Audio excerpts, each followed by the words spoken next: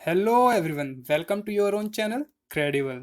CHSL 2019 के 19 अक्टूबर 2020 के history के क्वेश्चन हैं ये, जो कि भी हम डिस्कस करने वाले हैं और उससे रिलेटेड एक्स्ट्रा इन्फॉर्मेशंस और उससे बनने वाले नए क्वेश्चंस भी डिस्कस करेंगे। हमने सीजल 2018 और सीजल 2019 के भी हिस्ट्री के क्वेश्चन डिस्कस कर रखे हैं। उसकी प्लेलिस्ट आपको ऊपर आ रहा है आई आइकन से मिल जाएगी। ये हिस्ट्री के क्वेश्चंस आपको कवर कराएंगी। ऊपर से आपके कहते हैं फ्रीक्वेंट जो क्वेश्चंस आते हैं वो भी कवर हो जाएंगे और ये आपके 2-3 नंबर पक्के जरूर कर देंगे। वीडियो को एंड तक जरूर देखिएगा दोस्तों। चलिए स्टार्ट करते हैं। हमारा पहला क्वेश्चन ये है कि मौर्यन रूलर इनमें से कौन से हैं जिन्होंने बुद्धिज्म धर्म को फॉलो किया था? अशोका, समुद्रगुप्त, बृहद्रथ या फिर चंद्रगुप्त? तो ये है हमारे अशोका। अशोका ने बुद्ध धर्म को फॉलो किया था और ये मौर्यन डायनेस्टी के रूलर हैं। अब मौर्यन डायनेस्टी के बारे में कुछ चीज़ें जान लेते हैं। जैसे मौर्यन डायनेस्टी के फाउंडर कौन है? चंद्रगुप्त मौर्य। चंद्रगुप्त मौर्य ने नंदा डायनेस्टी को खत्म करके अपनी डायनेस्टी की स्टैब्लिशमेंट करी थी। चंद्रगुप्त मौर्य के टाइम पे ग्रीक एम्बेसडर मैगस्थनीज ने विजिट किया था इनके कोर्ट में और इन्होंने बुक लिखी थी इंडिका। उसमें चंद्रगुप्त मौर्य और उस वक्त की जो सिस्टम था उसके बारे में पूरा डिस्कस किया हुआ है। चंद्रगुप्त मौर्य ने जैनिज्म अपनाया था। याद रखिएगा, चंद्रगुप्त मौर्य ने जैनिज्म अपनाया था और इन्होंने नालंदा डायनेस्टी भी खत्म कर दी थी। इसके बाद ये अशोक के बारे में बात कर लेते हैं। अशोक जो थे वो the great king of India थे और फर्स्ट ग्रेट किंग भी थे। इन्होंने कलिंगा वॉर लड़ी थी 261 BC में, जिसके बाद इन्होंने देखा कि उस वॉर में 1 लाख से भी ज़्यादा लोगों की जान गई थी। ये सब देख के इनका हृदय परिवर्तन हो जाता है और ये लड़ाई की नीति को छोड़ देते हैं और उसके बाद ये कहते हैं बुद्ध धर्म को अपनाते हैं और इन्होंने 13 एडिक्ट्स लिखे हैं। कितने लिखे हैं? 13 एडिक्ट्स लिख रखे हैं इन्होंने। इनको देवनम प्रिय या डियर टू गॉड के नाम से भी जाना जाता है और और इन्होंने 13 एडिक्ट्स लिख रखे हैं और इनकी जो कैपिटल है सारनाथ, सारनाथ वाली, जहाँ पे अशोक के सिंबल है, वो आज हमारे देश का एम्बलम है। उसमें 4 एनिमल हैं। कौन कौन से एनिमल हैं? BELH। क्या है? BELH। बी से बुल, ई से एलिफेंट, एल से लायन और एच से हॉर्स। अब यहीं पे अगर हम बात करें समुद्रगुप्त की, तो समुद्रगुप्त गुप्ता डायनेस्टी के रूलर हैं। ये ग्रेटेस्ट किंग थे गुप्ता डायनेस्टी के। इन्हें खाली जो वॉर थी वॉर ही पसंद थी, इन्हें और कोई तरीका पसंद नहीं आता था। इसलिए इनको नेपोलियन ऑफ इंडिया भी कहा गया है VA स्मिथ के द्वारा। ये क्वेश्चन कई बार पूछा गया है, तो इसको याद रखिएगा। किसने बोला इन्हें? VA स्मिथ ने बोला है। और क्या बोला है? नेपोलियन ऑफ इंडिया बोला है। इन्होंने कविराज और विक्रमा की टाइटल भी ले रखा था। इन्हें वीणा बजाना बहुत पसंद है, इसलिए इन्होंने कॉइन्स पे अपने आप को वीणा बजाते हुए मिंट करवाया हुआ है। और यहीं पे अगर बृहद्रथ की बात करें तो बृहद्रथ मौर्यन डायनेस्टी के ही राजा हैं, पर ही लास्ट रूलर थे।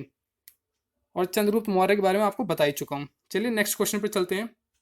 हमारा सेकंड क्वेश्चन है कि जो गुरुमुखी स्क्रिप्ट है पंजाबी लैंग्वेज की, उसको कौन से सिख गुरु ने इन्वेंट किया था? गुरु हरकिशन, गुरु रामदास, गुरु हर राय या गुरु अंगद? तो इसको जो करा था वो किसने किया था?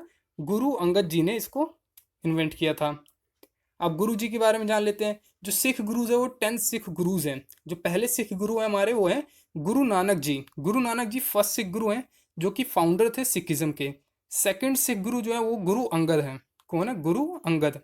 और उन्होंने गुरुमुखी स्क्रिप्ट फाउंड की और उन्होंने कंपाइल की थी बायोग्राफी किसकी? गुरु नानक जी की, जिसको जन्म साखी भी कहा जाता है। यहीं पे अगर ऑप्शन नंबर फर्स्ट की बात करी जाए, गुरु हरकिशन। गुरु हरकिशन 8वें गुरु थे।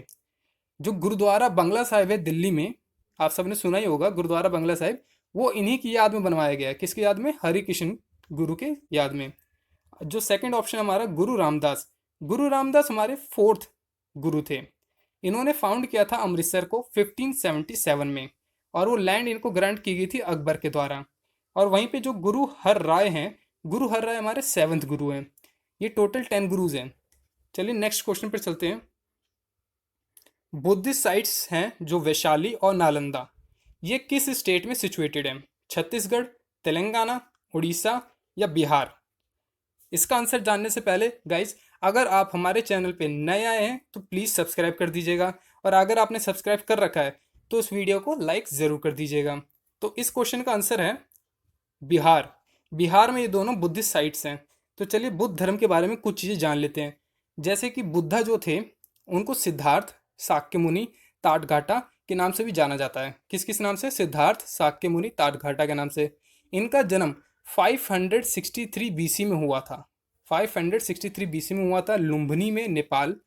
किसके पास में? कपिलावस्तु के पास में, लुम्बिनी नेपाल नियर कपिलावस्तु। इन्होंने जब घर छोड़ा था तो उस इंसिडेंट को बोला जाता है महाभिनिष्क्रमण। कितने साल की उम्र में छोड़ा था इन्होंने? 29 साल की उम्र में, 29 ईयर्स की उम्र में इन्होंने अपना घर छोड़ा था। और जब इन्हें ज्ञान की प्राप्ति होती है 35 साल की उम्र में, तो उसको निर्वाणा बोला गया। वही इन्हें ज्ञान की प्राप्ति होती है बोध गया में। इनकी मृत्यु होती है खुशीनगर में 80 साल की उम्र में, और उस इंसिडेंट को महापरिनिर्वाण न बोला गया। बुद्ध धर्म में 4 इंपॉर्टेंट सम्मेलन हुए हैं। चलिए उनके बारे में जान लेते हैं, क्योंकि इनसे भी क्वेश्चंस बनते रहते हैं। जैसे पहला हुआ था राजगिरा में, इसको कराया था अजाता शत्रु ने, और अजाता शत्रु हर्यंका डायनेस्टी के रूलर हैं। सेकंड हुआ था हमारा वैशाली में, और इसको कराया था काला शोका ने। काला शोका हमारे शिशुनाग डायनेस्टी के रूलर हैं। थर्ड हुआ था पाटलिपुत्र में, इसको करवाया था अशोका ने। अशोका हमारे मौर्यन डायनेस्टी के रूलर हैं। फोर्थ हुआ था हमारा कश्मीर में, इसको करवाया था कनिष्क ने। कनिष्क हमारे कुषाण रूलर हैं, कुषाण डायनेस्टी के रूलर हैं। इसको याद करने का तरीका है RVPK। क्या? RVPK। आर से राजगिरा, वी से वैशाली, पी से पाटलिपुत्र, के से कनिष्क, सॉरी के से कश्मीर। और अगर किसने करवाया है वो याद करना है तो उसका तो सिंपल सा ही है, AK RVPK AK। चलिए नेक्स्ट क्वेश्चन पर चलते हैं हमारे। किस साल में पहली बार हड़प्पन सिविलाइजेशन को डिस्कवर किया गया था? 1926, 1932, 1921 या 1905? तो इसको डिस्कवर करा गया था 1921 में। अब इसको किसने डिस्कवर किया था? इसको डिस्कवर किया था दयाराम साहनी जी ने। और इसको Montgomery district of Punjab, Montgomery district of Punjab, ये वाला पंजाब नहीं, पाकिस्तान वाला पंजाब, वहां पे डिस्कवर करा गया था। और ये रवि रवि जो रिवर है, रावी रिवर, उसके किनारे साइट मिली थी। यहाँ पे makeup box, dancing girl, dancing stone, Natarajan की मूर्ति, ऐसे कई सारी चीज़ यहाँ पे मिली थी। और 1922 में मोहनजोदाड़ो, बहुत बार आपने नाम सुना होगा मोहनजोदाड़ो, उसको डिस्कवर किया था किसने? RD बनर्जी जी ने। ये इंडस रिवर के साइड में मिली थी। और ये कहाँ पर मिली थी इनको? Larkana district of Sindh, Pakistan. ये भी पाकिस्तान में मिली थी इन्हें। और यहाँ पे क्या क्या क्या मिला? यहाँ पे ग्रेट बाथ, बर्न्ट ब्रिक्स जो आजकल की होती है ना, पकी हुई मिट्टी, पकी हुई ईंट, उसकी बिल्डिंग्स मिली थी। और भी बहुत सारी चीज़ें मिली थी, जैसे ग्रेट ग्रेनरीज, ये सब चीज़ें वहाँ पे मिली थी। चलिए नेक्स्ट क्वेश्चन पे चलते हैं हमारे। जो सेकेंड एंग्लो वॉर था, वो जो सेकेंड एंग्लो वॉर था, वो किंगडम ऑफ मैसूर और ब्रिटिश ईस्ट इंडिया कंपनी के बीच में कौन से साल से और कौन से साल तक लड़ा गया? ऑप्शंस हैं ये सारे। और इसको लड़ा गया था 1780 से 1784 के बीच में। कौन सी वॉर थी ये? Second Anglo Mysore war. ऐसी 4 वॉर हुई थी। ये इस एक साइड थे हैदर अली, और उनका साथ दे रहे थे निज़ाम्स और मराठास। हैदर अली, निज़ाम्स और मराठास। और दूसरी तरफ थे ब्रिटिश फोर्स। तो जो एकदम स्टार्टिंग लड़ाई थी 1780 की, उसमें ये सब एक साइड थे और ब्रिटिश फोर्स एक साइड थी। तो ब्रिटिश फोर्स हार जाती है आरकोट में। पर 1781 में दोबारा लड़ाई शुरू हो जाती है, और वहाँ पे हैदर अली हार जाते हैं पोर्ट नोवो में, और बहुत बुरी तरह घायल हो जाते हैं 1781 में। और 1782 में उनकी मृत्यु हो जाती है, पर वॉर चलती रहती है। और यहाँ पे उनकी जगह कौन लेते हैं? उनके बेटे टिप्पू सुल्तान। यहाँ पे कौन आ जाते हैं? टिप्पू सुल्तान आ जाते हैं लड़ाई लड़ने के लिए। अब भाई लड़ाई लड़ते लड़ते काफ़ी टाइम हो जाता है। फिर आखिरी में लड़ाई ख़त्म करने के लिए ट्रीटी होती है।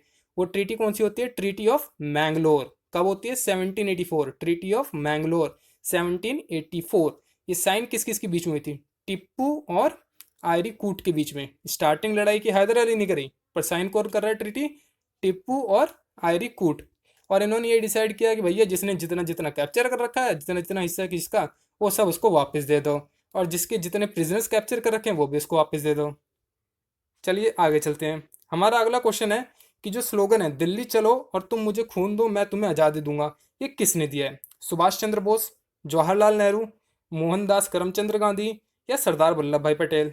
तो ये तो सभी को पता होगा, ये दिया है सुभाष चंद्र बोस जी ने। चलिए बोस जी से रिलेटेड कुछ इंपॉर्टेंट फैक्ट्स जान लेते हैं। जैसे कि बोस जी ने, सुभाष चंद्र बोस जी ने फाउंड किया था फॉरवर्ड ब्लॉक। कौन सी ईयर में? 1939 में। 1939 में उन्होंने फॉरवर्ड ब्लॉक फाउंड किया था। और इन्होंने किसान सभा भी फाउंड की थी। अब यहाँ पे स्थिति कुछ ज़्यादा खराब हो गई थी भारत में, इसलिए इनको भाग के जाना पड़ा बर्लिन। 1941 में भाग के बर्लिन चले जाते हैं, और वहाँ पे जाके किससे मिलते हैं? ये मिलते हैं हिटलर से। हिटलर से वहाँ पे जाके इनकी मुलाकात होती है और वहाँ पे जितने भी इंडिया के प्रिजनर्स ऑफ वॉर होते हैं उनको वहाँ पे छुड़ा के अपनी आर्मी में शामिल करना शुरू करते हैं। और बाद में इन्हें इंचार्ज बना दिया जाता है INA का, इंडियन नेशनल आर्मी का इन्हें इंचार्ज बना दिया जाता है 1943 में। कहाँ पर? सिंगापुर में।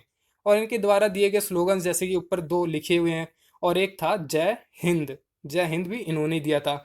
इनको नेताजी का टाइटल, INA के जो सोल्जर्स थे उन्होंने ही इनको नेताजी का टाइटल दिया था। और इनकी जो ऑटोबायोग्राफी है उसका नाम है द इंडियन स्ट्रगल, इनकी ऑटोबायोग्राफी है। और इनको 2 बार प्रेसिडेंट बनाया गया था INC का, 2 बार नहीं, एक ही बार कहेंगे। जो फर्स्ट टाइम ये बने थे वो बने थे 1938 हरिपुरा में। अब 1939 में इनको बना तो दिया गया था, पर महात्मा गांधी जी वो तो किसी और के साइड थे, तो इन्होंने वहाँ पे अपनी प्रेसिडेंसी छोड़ दी। चलिए आगे चलते हैं हमारे नेक्स्ट क्वेश्चन पर। अगर आप मुगल एम्परर के जो हुमायूं हैं उनकी अगर लाइब्रेरी को विजिट करना चाहते हैं भारत में, तो आप कौन सी जगह जाएंगे? नई दिल्ली, आगरा, औरंगाबाद या अलीगढ़? तो आप जाएंगे नई दिल्ली में। इनकी लाइब्रेरी भी यहीं पे है और इनकी टॉम्ब या कब्र भी यहीं पे है हुमायूं जी की। हुमायूं जी के बारे में जान लेते हैं। जैसे 1539 में उन्होंने बैटल लड़ी थी, बैटल ऑफ चौसा, जिसमें एक तरफ थे हुमायूं और दूसरी तरफ थे शेरशाह सूरी। वहां पे ये हार गए और भागने के लिए बिस्ती एक था, उसने इनकी हेल्प करी थी और वहां से तो भाग गए। फिर 1540 में दोबारा लड़ने आ जाते हैं और उस वक्त होती है बैटल ऑफ कन्नौज। वहां पे इनकी बहुत बुरी तरह पिटाई हो जाती है और हार जाते हैं और इन्हें देश छोड़ के ही भागना पड़ता है। और फिर ये वापस आते हैं 1555 में और वहां पे जीत जाते हैं। पर इनकी किस्मत तो देखिए, 1556 में इनकी मृत्यु हो जाती है। और कैसे मृत्यु हो जाती है? इन्हीं के द्वारा बनाई गई जो लाइब्रेरी है वहीं से इनकी स्टेयर से गिर के इनकी मृत्यु हो जाती है। इनकी बायोग्राफी है हुमायूं नामा, जिसको पर्शियन में लिखा गया है। किसने लिखा है? गुलबदन बेगम ने। ये इनकी वाइफ नहीं, इनकी बहन है। कौन? गुलबदन बेगम। चलिए नेक्स्ट क्वेश्चन पर चलते हैं। जो टिप्पू सुल्तान है, जब वो राजा थे तो उनके राज्य में उनकी जो राज्य की जो राजधानी थी वो कौन सी थी? बेंगलोर, श्रीरंगपट्टनम, मदुरई या बिदार? तो ये थी श्रीरंगपट्टनम। टिप्पू सुल्तान ने second Anglo war, third Anglo war, Anglo Mysore war, fourth Anglo Mysore war, ये 3 एंग्लो मैसूर वॉर लड़ी हैं। जिसमें से सेकंड तो मैं आपको बता ही चुका हूँ। थर्ड में जो ब्रिटिश थे, कॉर्नवालिस उनकी तरफ से थे, और उनके साथ थे निज़ाम और मराठास। जो पहले इनके बाप के साथ दे रहे थे, अब वो ब्रिटिश का साथ दे रहे हैं, निज़ाम और मराठास। तो वहाँ पे टिप्पू सुल्तान हारने लगते हैं और कॉर्नवालिस इनकी धीरे धीरे राजधानी की तरफ, श्रीरंगपट्टनम की तरफ बढ़ने लग जाता है कैप्चर करने के लिए। तो टिप्पू सुल्तान भाई बार्गेन करते हैं और फिर ट्रीटी कर लेते हैं। तो कौन सी ट्रीटी होती है फिर? Treaty of Srirangapatnam. कौन से वॉर में? थर्ड एंग्लो मैसूर वॉर में। अब फोर्थ एंग्लो मैसूर वॉर होती है। इनको अभी भी चैन नहीं आता ब्रिटिश वालों को, दोबारा लड़ पड़ते हैं और उस वक्त दोबारा से मराठा और निज़ाम से इनका साथ दे देते ब्रिटिश वालों का। और इसमें टिप्पू सुल्तान बेचारे अपनी राज्य को बचाते बचाते वीर गति को प्राप्त हो जाते हैं और 1799 में इनकी मृत्यु हो जाती है।